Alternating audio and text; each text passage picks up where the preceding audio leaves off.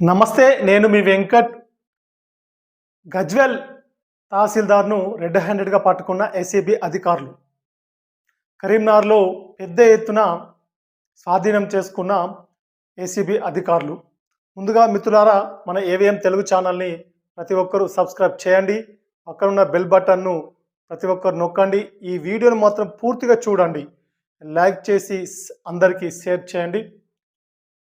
గజ్వెల్‌లో తహసీల్దార్‌గా విధులు నిర్వహిస్తున్నటువంటి శ్రవణ్ కుమార్‌ను కరీంనగర్‌లో వారి స్వంత ఇంట్లో ఏసీబీ అధికారులు రెడ్ హ్యాండెడ్‌గా పట్టుకోవడం జరిగింది.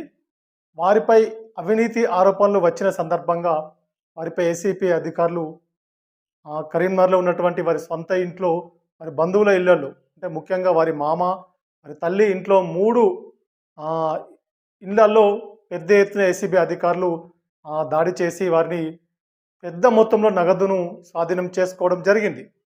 అయితే ఇక్కడ ఈ శ్రవణ్ కుమార్ అనే తహసీల్దారు గతంలో కరీంనగర్ జిల్లా మండలంలో డిప్యూటీ తహసీల్దార్‌గా విధులు నిర్వహించారు.